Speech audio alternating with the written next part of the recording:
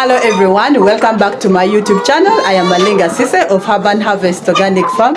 For all of you who have subscribed to my YouTube channel, I am so grateful. And for those who are not yet, please, let's consider subscribing. Click on the notification bell so that we never miss out any upload. Share this video.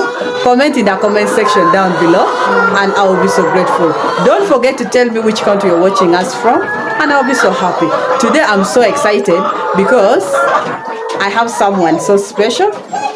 We have been friends since we were in school. In fact, we were even roommates at campus. She inspired me a lot into starting this project. She's a pioneer in this project.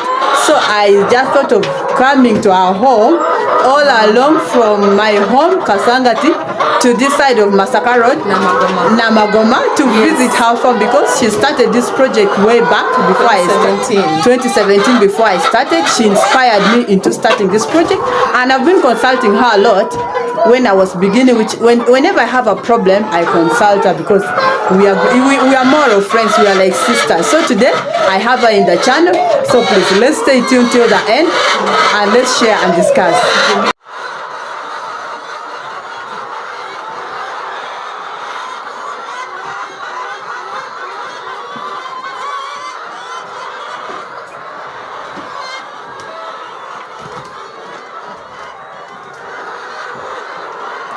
So as I told you earlier on, today I am at my sister's farm and she's going to explain to us all the details that you ever want to know about poultry farming, especially the layers, because she has been doing the layers for quite some time. So let us hear her story. My name is Winnie Mwase. I started this business in 2017. By the time I finished campus and I got pregnant, I started my kids. When I got my kids, I could not have money around me. I was like, I need money around me. I need to take care of my kids because I did not like the babies. So I had to innovate myself. I had a little bit of space. I had like, this side is like 40 by, it is 40 by 20. The other side. Okay. So I had to come out with a number that could fit and I could manage with my little savings, my kameza. I had 3.5 million with me, so I brought 175 birds. It's what I started in this in this space of mine. I brought 175 birds. This side was not on. I just put another space. It was this space up to this parts. So I could get only 3 trays. Money was little, but I had to bear. I had no mate. My husband had no time, and he has no money to take care of me because I'm a lady. I need to take care of myself. So I started my business with the 170 birds, with a little bit of challenges because my husband had ideas about the poultry. The layers itself, broilers a bit but too much with layers. So my advisor was my husband. Is how to start, and he did most of the things inside here. So a few things that he could do for myself that I could not incur money, he did for me. With the 70 birds, I did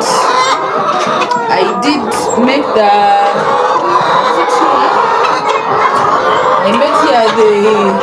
the laying boxes here.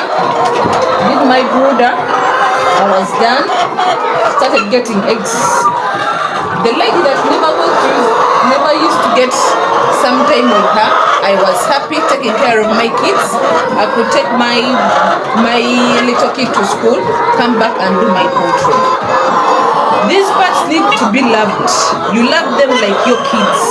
When you treat them like kids, you know how to take care of them. I wake up at 5:30 every day. I first look around my birds and see if they're healthy. When I realize they're healthy, I open up and give them the feeds.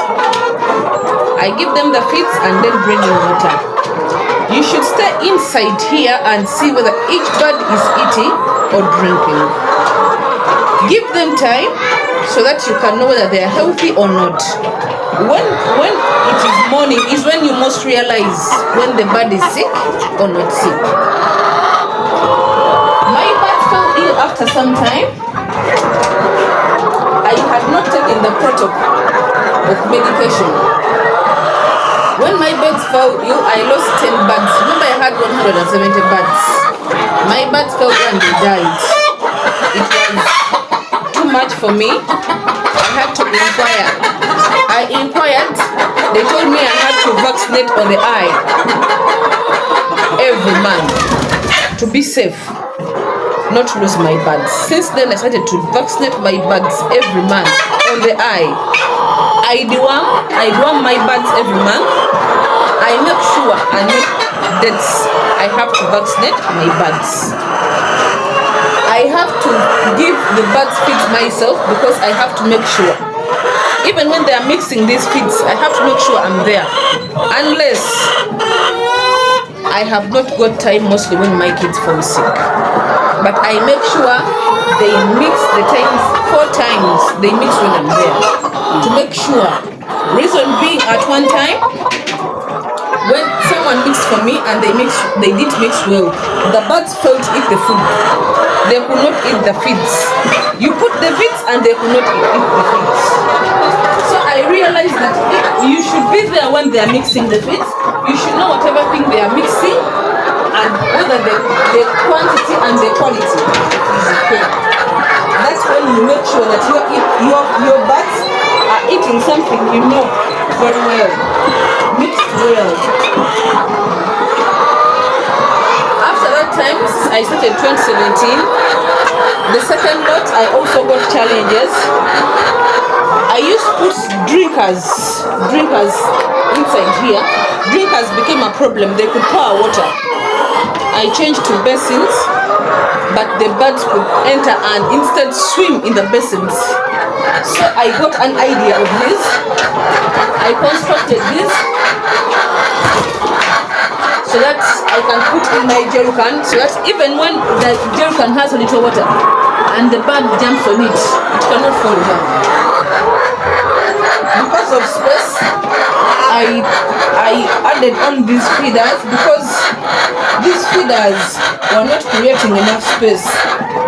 Since I have little space, so I realized these feeders are much better on little space.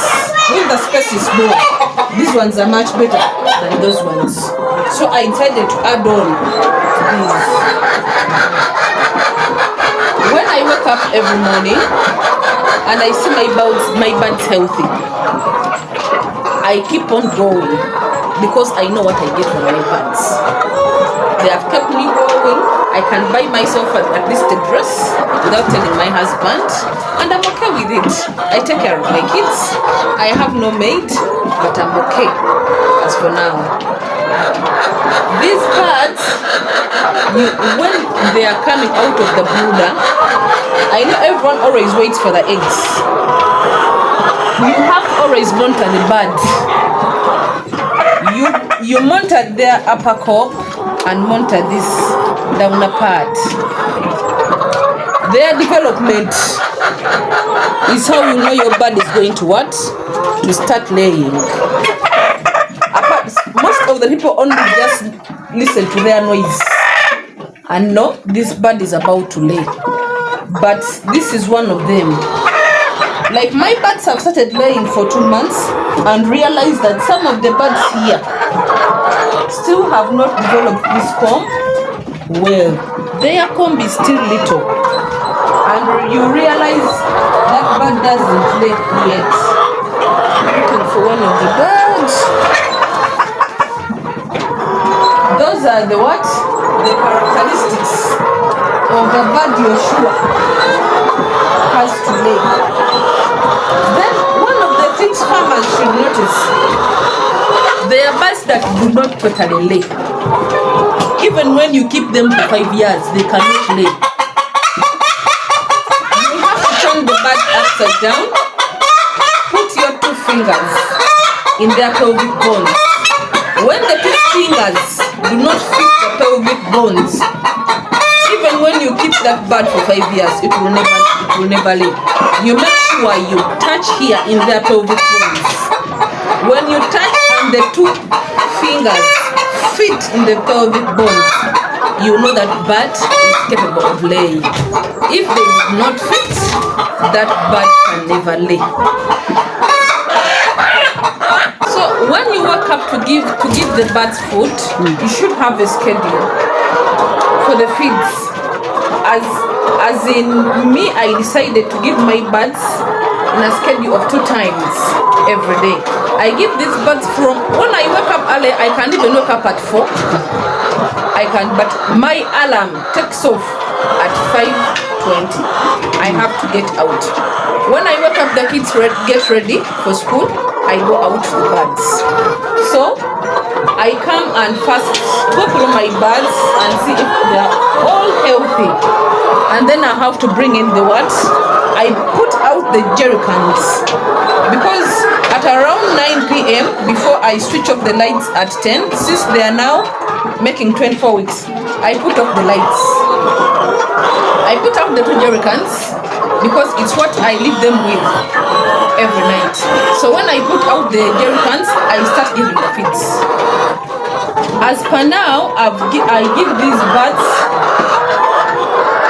a rate of 45 kgs. I give them 45 kgs because there are 420 birds. I give them 45 kgs. I divide. I give them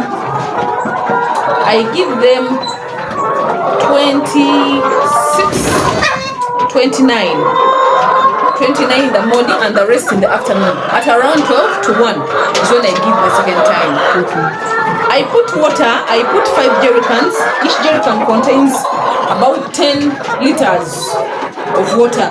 They take that water up to 11 p.m. I change water at 11 p.m. and it takes them up to 4 p.m. That water I put at 11 p.m. It takes them up to 4 p.m. At 4 p.m. that's when I remove the 5 jerry cans and I bring in clean jerry cans, 2 jerry cans. Each of them contains 5 liters. So I put 20 liters after 4. Then I'll have to clean at around 9 and then put more water. A bit, half of the jerry can, half of the jerry can. That takes them throughout the night. But I put off the lights at 10. These birds, when they're young, they need light. But as they keep growing, they do not need the light. Too much light forces them to lay, hence making them lay for a little time than expected. So after a shorter time, they will stop laying. A bird is supposed to lay for 2 years.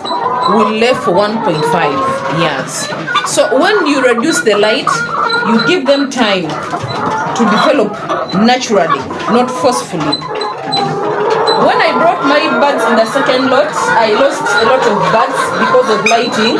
That's why I decided to buy a solar panel for myself.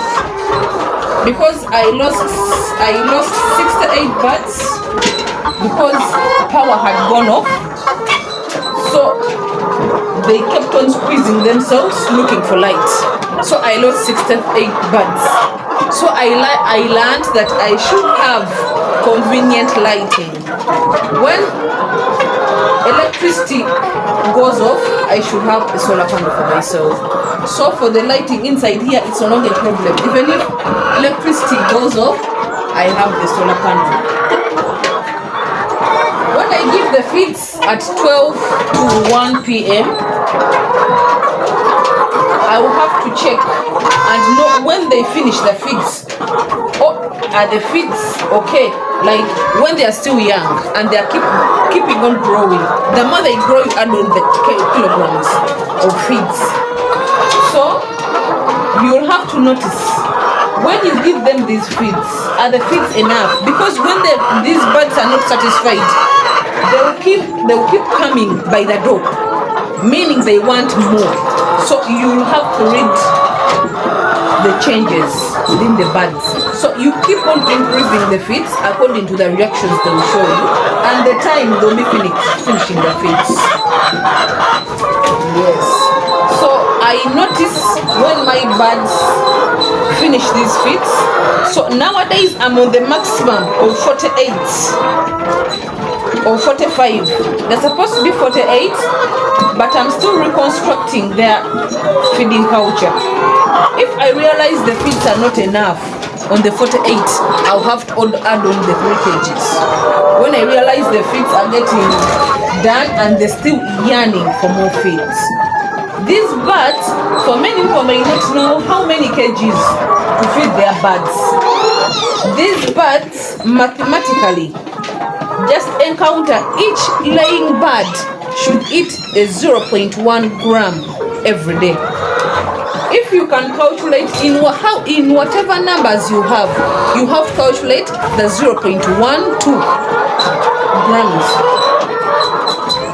Multiplying by the number of birds you have, you realize the number of kilograms your birds will have to consume every day. You may also encounter on 0.11, but always consider the maximum. 0.11 grams per bird. But it is always better to use the highest, because others may take 0.11, but it is better to use 0.12 grams. You multiply by the number of birds you have and get the number of kilograms your birds have to consume every day. Then you know how to divide. Some people give once a day, some people give twice a day, and some people give thrice a day. What they get used to is what they know their routine is. When their time of eating comes, they'll have to look for the feeds for where they come from. And when you bring the feeds, they'll always welcome you because they know it is time to eat. Yes. Thank you, Alinga, for the capture. You know very well. I'm your mentor in this. When you had said you did not want to take the layers and take on the broilers, I always tell everyone that layers are better than broilers. Broilers, they are not bad, but there is too much fatigue, mostly people who have little space. So I always advise people to take on layers, because even if you have a 20 by 10, you can have a few you can, which you cannot do with broilers. And broilers do not, to my own consideration, I stay within people.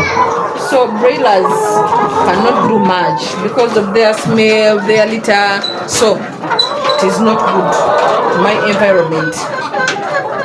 Thanks for watching, guys. Please always subscribe. Alinga Sise. And always watch. Be there as we bring in more. Thanks for watching.